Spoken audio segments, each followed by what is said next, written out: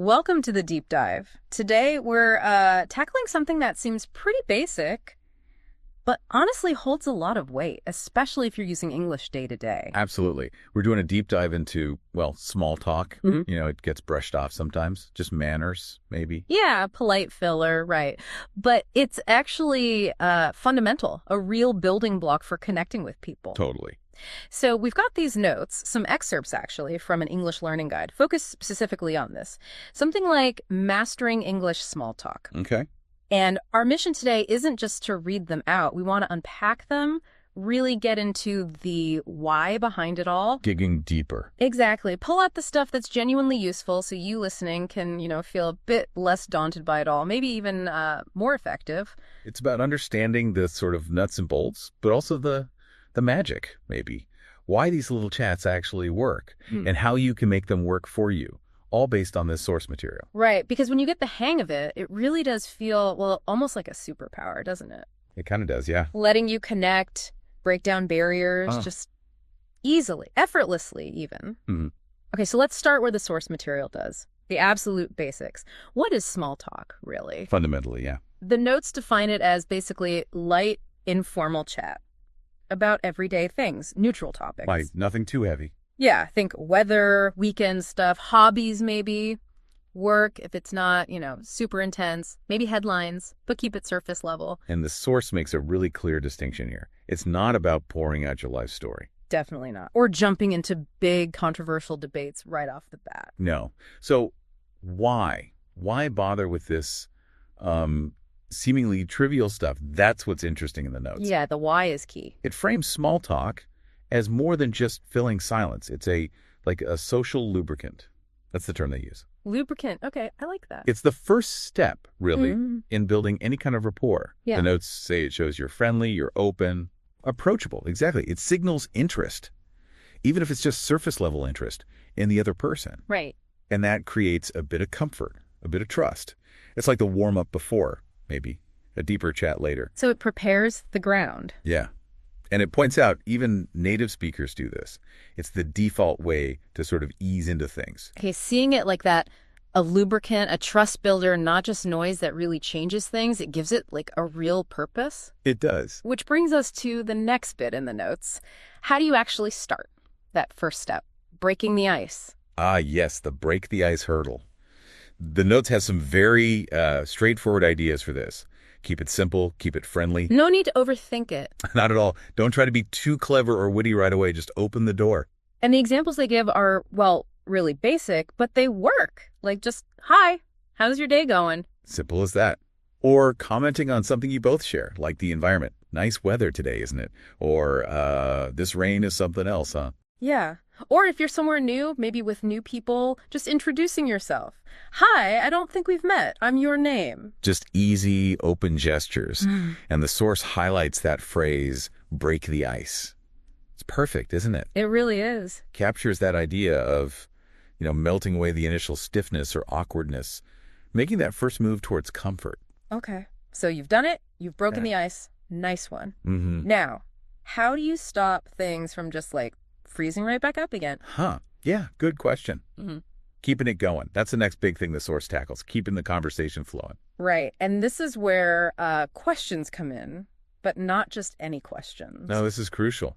The notes really hammer this point home. Open-ended questions. They are like the absolute foundation of good small talk, according to this material. Open-ended, meaning? Leading questions you can't just answer with yes or no. Wow, right. Gotcha. They force the other well, not force, but invite them to give a bit more detail, to share something about themselves, their thoughts, their day. So you're moving beyond just, is it raining? Yes. Exactly. You're actually inviting them into a conversation. The notes give some great examples here. Okay, like what? Well, instead of say, did you have a good weekend? Which is just yes or no. Yeah. Try, how do you usually spend your weekends? Or what did you get up to this weekend? See, it requires more. I see. It opens it up. Totally. Yeah. Or about work. Instead of, do you like your job? Maybe try, how did you get into your line of work?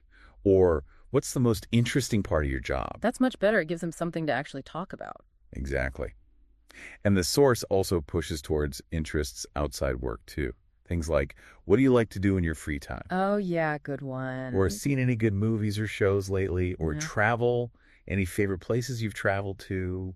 Or planning any trips? Stuff most people actually enjoy talking about. Generally, yeah. They offer lots of potential follow-up questions, too. And there was a really practical tip in the notes, too, wasn't there? About answering them yourself.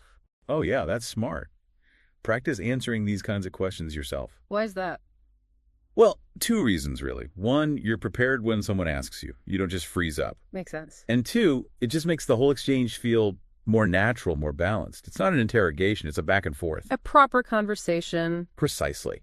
And the notes bring in some useful phrases here, too, for this stage. Keep the conversation flowing. That's the goal, And right? maintain the momentum. Yeah. And there's shoot the breeze. That's a nice, really informal way to say just chatting casually, relaxing. Shoot the breeze. Okay. And if you do end up talking about work, the phrase is talk shop.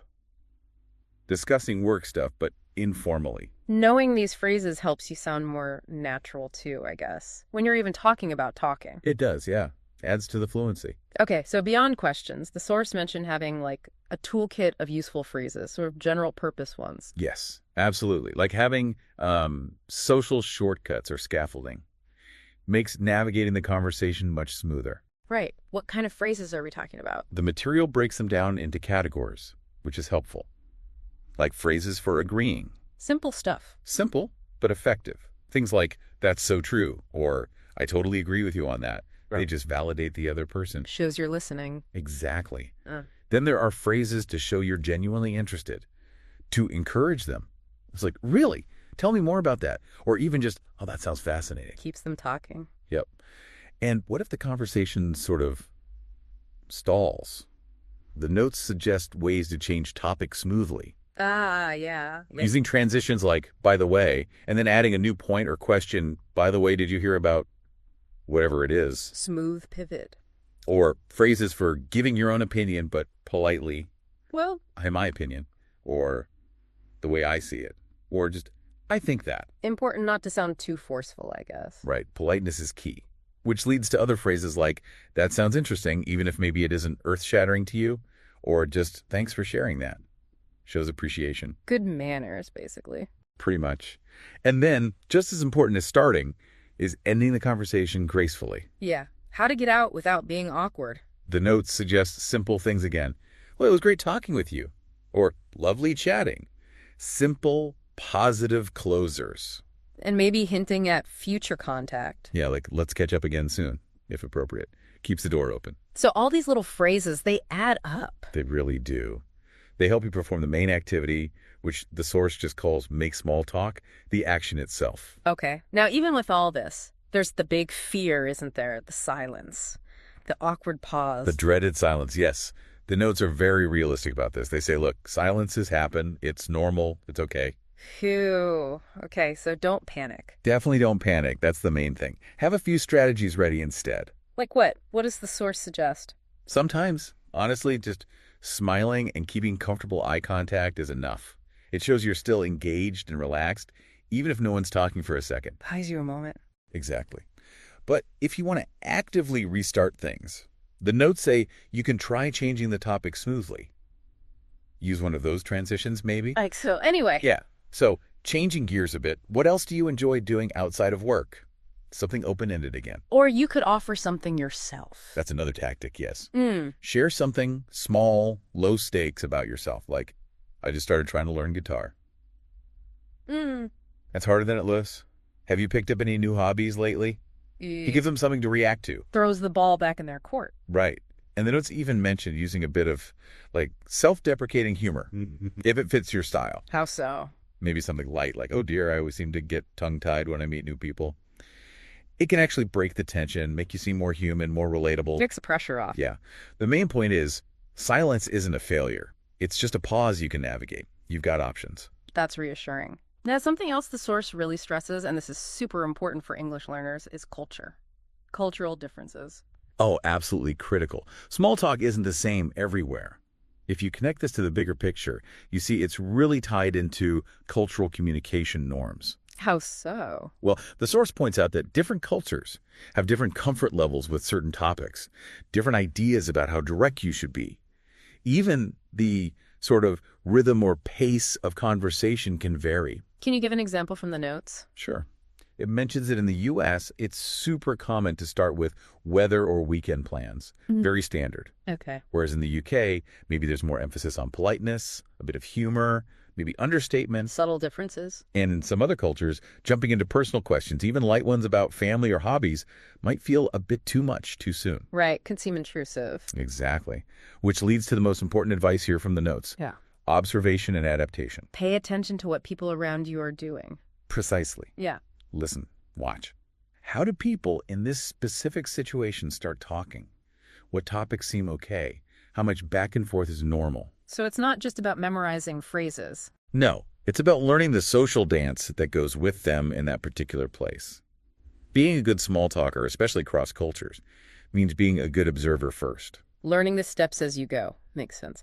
The notes also had a section on common mistakes, right? Things to avoid.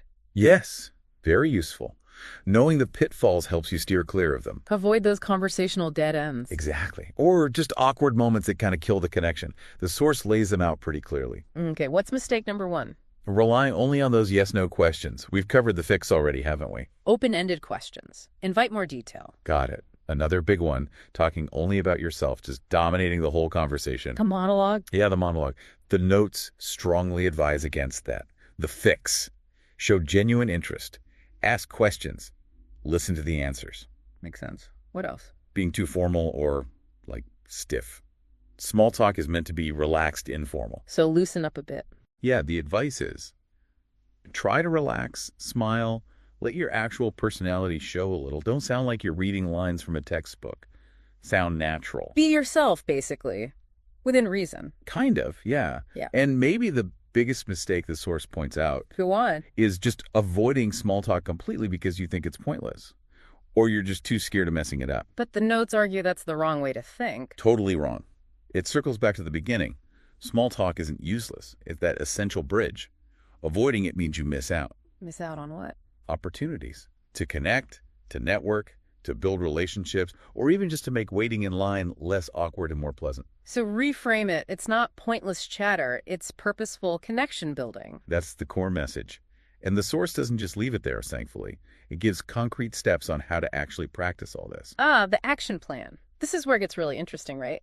Moving from just understanding to actually doing. Exactly. The notes suggest really practical ways to practice, like using scenarios. Yeah, imagine yourself. You're at a party, you're waiting for coffee, you're at some kind of work event. What would you say? Mentally rehearse it.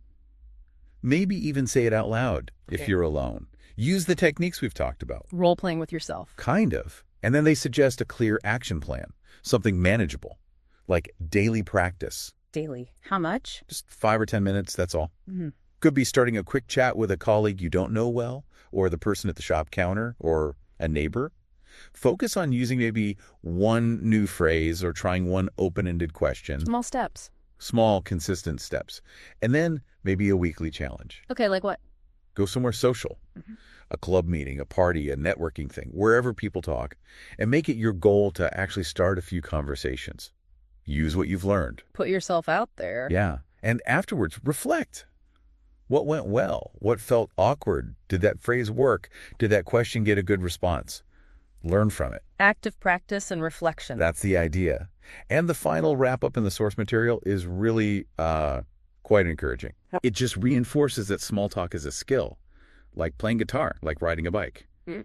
You get better with practice. It gets easier, more natural. It's not some magic talent you're born with. Not at all. Yeah. It frames small talk as this secret weapon almost.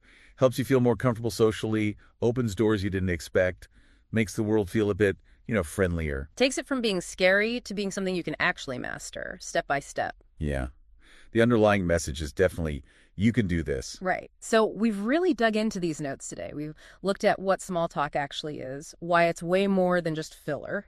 That social lubricant idea. Exactly. How to start conversations, keep them going with those crucial open-ended questions and useful phrases. Handling the silences without panicking. Thinking about cultural differences, avoiding common mistakes, and, importantly, having a real plan to practice. It's clear, isn't it? Small talk isn't superficial. It's actually a pretty powerful tool for connection, for opportunity. And the main takeaway, really, from all this material is that it's learnable. You can definitely get better at this by using these techniques, these phrases, and just doing it, practicing. Those awkward moments will get less frequent. They will. And the connections you make will start to feel more, well, genuine, easier, more effortless. Okay, so here's something to think about, kind of inspired by that action plan focus in the source material. A final thought for you listening. Okay. Based on everything we've talked through, what's one specific phrase or maybe one type of open-ended question that you could commit to trying out the very next time you get a chance for a bit of small talk? Just one thing to focus on. Yeah. How can you use that simple, maybe slightly scary interaction as a chance to actually practice building a real connection, something to mull over? Okay, let's dive in. We're here today to explore something, well, pretty fundamental to how we connect, isn't it? Absolutely. Human connection, communication. And storytelling. It's just so powerful, especially, when you're working on your English. Definitely. And hey, if you find these deep dives useful for your English journey, please do hit that subscribe button for us, especially over on English Easy here. Helps us out a lot. It really does. So yeah, today we're pulling back the curtain a bit, looking at insights from an article called The Art of English Storytelling. Sounds good. A practical guide then. Yeah, very practical. And our mission really is to pull out the best bits, the key knowledge that can help you right now tell stories that really land. Stories that connect. Exactly. Stories that connect with people when you're speaking English. Because stories aren't just, for campfires or novels. They're everywhere. All the time. Think about it, job interviews, maybe explaining something complicated at work. Or just sharing something funny that happened. Right. Being able to spin a good yarn, it's like a superpower in conversation. And the article really nails why they're so effective. It's because stories, they kind of bypass just the logic, don't they? Yeah, they go straight for the feelings. Right. They tap into emotion. You're not just giving facts. You're making someone feel something about those facts, about your experience. And that feeling, that's what makes it stick. It locks it in your memory. That's the hook, the emotional hook. Yeah. And the article lays out some really clear benefits from getting better at this. For starters, telling personal stories, even small ones, it builds trust. Makes sense. You share a bit of yourself, you become more relatable. Totally. And it's fantastic for explaining tricky ideas instead of some dry, boring explanation. You tell a story. You use a narrative to show the idea in action. Exactly. Makes the abstract feel, well, real. Yeah. Understandable. And it keeps people listening, doesn't it? Who doesn't lean in when someone says, "You won't believe what happened to me"? Huh. Right. It's instant engagement. And because they're engaged, your message actually lands. It stays with them. Much longer than just a list of points would. For sure. Plus, there's a big bonus here specifically for English learners that the article mentions. Oh, yeah? What's that? Well, actively practicing telling stories is just a brilliant way to boost your fluency. Because you're using the language actively. Right. And you're pushing yourself to find better words, more descriptive language, so your vocabulary grows. And confidence, too, I bet. Huge confidence builder. You're expressing yourself in a really natural way. It's putting all that learning into practice. Okay, so we get why it's important. Essential, really. But how do you actually build a good story? What's the structure? Well, the source makes a strong case for something pretty timeless, something you see everywhere. The classic 3-act rule. Ah, the old faithful setup, conflict resolution. Pretty much, think of it like the skeleton. Act 1 is the setup. You're setting the scene. Introducing characters, the time, the place. Exactly. Giving the listener just enough context to understand what's going on, and crucially, making them a little curious what's going to happen here. Right, setting the stage. And the article gives some handy phrases for this, like little signposts. Yeah, simple things that tell your listener, okay, a story's starting, like back when I was... Or, it all started when? Classic. Or maybe something a bit more reflective, like, a few years ago I found myself. That works well, too. They just signal the start of the journey. Got it. So Act 1 sets it up, then comes Act 2. Act 2, the conflict. This is the meat of the story, really, the engine. Something has to happen, right? Something unexpected. Exactly. The setup gets disrupted. There's a challenge, a problem, maybe a big decision, a turning point. That's what the story hinges on. This is where the tension builds up, the uncertainty. And the language kind of shifts here, too. You might use phrases like, but then something unexpected happened. Or suddenly everything changed. That immediately flags that things are getting serious. Right. Or if it was tough, admitting something like, I didn't know what to do at first. That really pulls the listener into your shoes, into the problem with you. Okay, so set up conflict. Yeah. Then we need to wrap it up. Act 3. Act 3 is the resolution. How did it end? What was the outcome of that conflict, that challenge? But the article points out something really important about Act 3, doesn't it? It's not just about what happened. No, exactly. This is key. It's also about what you learned. What was the takeaway? Ah, the reflection piece. Yes. A story without that reflection, it kind of falls flat. It misses the chance to really connect and offer something valuable. It's the change, the insight that makes it meaningful. That's a great distinction. It's the difference between just listing events and sharing something, well, meaningful. Totally. And phrases help signal this too. You've got the simple, in the end. Sure. But more powerfully, things like, what I realized was, or looking back, it taught me. These clearly point to the learning, the growth. Right, they wrap it up with meaning. So, okay, that 3-act structure is the framework. But the words you use, that's what fills it in, makes it vivid. Oh, absolutely. The article talks a lot about boosting your vocabulary, not just using fancy words, but upgrading common ones to be more precise, more evocative. Making it more colorful. Exactly. Paint a picture. Like, instead of just saying something was big, well, how was it big? Was it physically huge? Or maybe massive in terms of scale or impact. Or was it life-changing? That tells a completely different story about its bigness, doesn't it? It really does.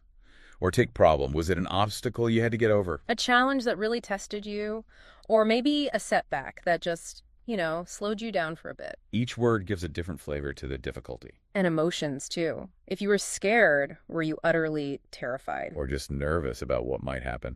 Or perhaps anxious, like a longer-lasting worry. Those details matter. They really do. And positive emotions, too. Happy is okay, but were you thrilled, like bouncing off the walls, happy? Or relieved, like a weight was lifted. Or proud of an achievement. Yeah, and sad. Maybe you were heartbroken, which is deep sorrow, or just disappointed because something didn't meet expectations, or maybe generally upset. It's about finding the right word. Even simple verbs. Instead of always saying think, did you suddenly realize something? Or were you reflecting on it for a while? Or did you simply notice a small detail? And how someone said something. That's huge. Did they reply? Did they shout or whisper? Or maybe they admitted it, suggesting they didn't really want to say it. Exactly. That choice of verb adds so much texture. The article had that great example. Instead of just, I was happy, try something like, I felt incredibly relieved, like a weight had been lifted. See, that second one shows the feeling. It uses a simile to explain the kind of happiness. That descriptive power is key. It connects to the next point too, right? About adding emotion and personality. Yes. Making the story feel alive. It's not just the words, but letting the listener feel like they're there with you. So sharing how you actually felt, what you were thinking at the time. Definitely. Including those inner thoughts like, I kept thinking, oh man, what if I messed this up? Yeah. It brings your internal state right into the story. Makes the listener understand your struggle or your hope or whatever it was. And the senses. Don't forget the senses. What did it look like, smell like, sound like? Instead of, the room was messy, maybe. The room smelled like stale pizza and old coffee cups. Ugh, yeah. Instantly more vivid. Sensory details ground the story in reality. And when you're actually telling the story, your voice is a tool too. Oh, huge. Varying your speed, maybe pausing right before the important part. Emphasizing certain words to show what mattered to you. It's the performance aspect, complementing the words themselves. The article also mentions metaphors and similes, like that weight-lifted one, using them to add emotional depth quickly. Yeah, like saying, it felt like I was walking through a storm with no umbrella. Boom. Instantly get it. Overwhelmed, struggling. Exactly. It conveys a complex feeling very efficiently. You don't need to list every single difficulty. Okay, so we've got structure, better words, emotion. What about things to avoid? What? The article mentioned common mistakes. Oh, yeah, pitfalls.